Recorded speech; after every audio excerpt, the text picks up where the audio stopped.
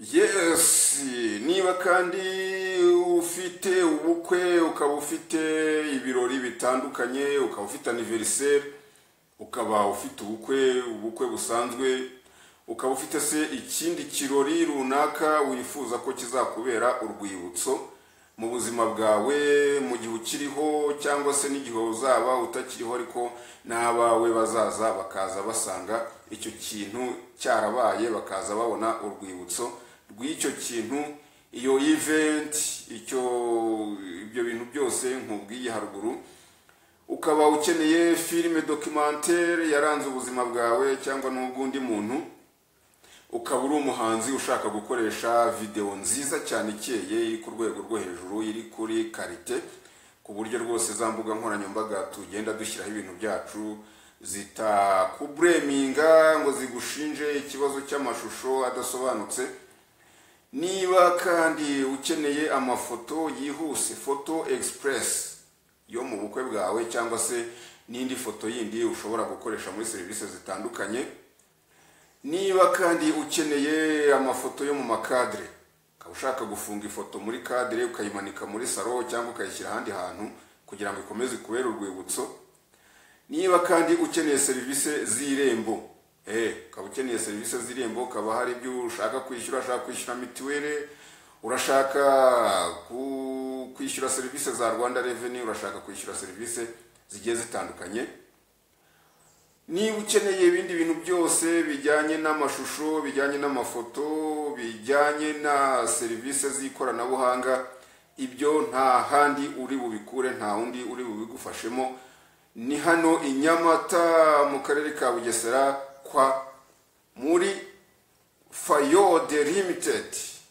Ni muri Fayode Limited rero, uranyarukira muri Fayode Limited, wabwira uti mfite ubukwe nkeneye video, mfite ubukwe nkeneye amafoto, hanyuma ndi umuhanzi, ndacyazamuka, ndi umustar se, ndashaka video nziza iri kuri standard.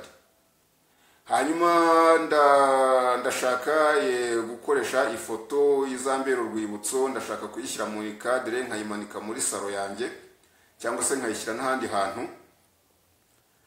Hanyuma kandi ndashaka kudekarara binyuze mu irembo, kuri serivisi z'irembo, ndashaka kudekarara imisoro, ndashaka ndashaka izindi serivisi zose zitandukanye. Ndashaka amafoto passport yo gushyira ku cyangombwa cyanjye icyo ari cyo cyose.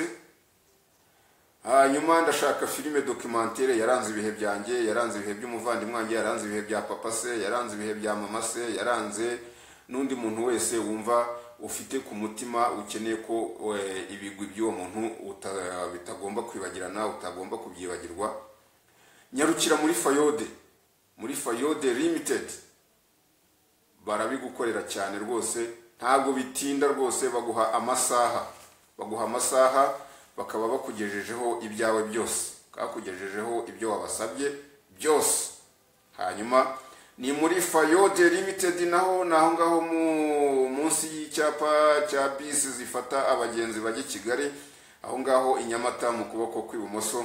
Iyo uhindukiye gato ukareba munsi y'umuhanda, uhita ubona icyapa kinini cyane kiriho amakamera cyanditseho ngo Fayode Limited. Hanyuma uhite ugenda ubabwira uti jyewe nkeneye izi serivisi zose, numvise kuri Rukumbi TV, numvise bari kuzibwira abantu, bari kuzibwira abanyarwanda ko izi serivisi muzitanga, nanjye nkeneye serivisi iyi n'iyi. Hanyuma hari inzobere rwose mu gukora amashusho, mu gufata amafoto, mu gufunika amafoto mu makadre, mu gukora amafoto passport express, bahita babikora neza cyane. Inzobere zirahari, babigize umwuga n'abanyamwuga. Ni muri Fayode Limited. Hanyuma urahagera cyane rero, bahita babigufashamo.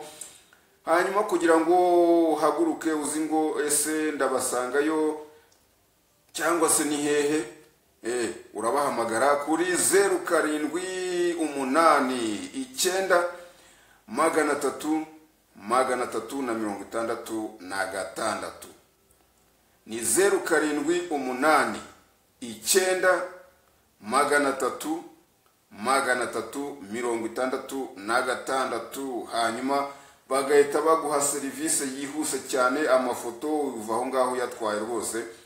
Uvuga uti yewe bantumye ifoto yo gushyira ku kamituweli k'umwana, bantumye ifoto yo gushyira mu gatabo ka banke, bantumye ifoto yo kuyishyira ku cyangombwa iki n'iki, ndashaka kugenda nyijyanye iminota 5 niyo bampaye, nintinda ndasanga bagiye aho nagombaga kuyijyana.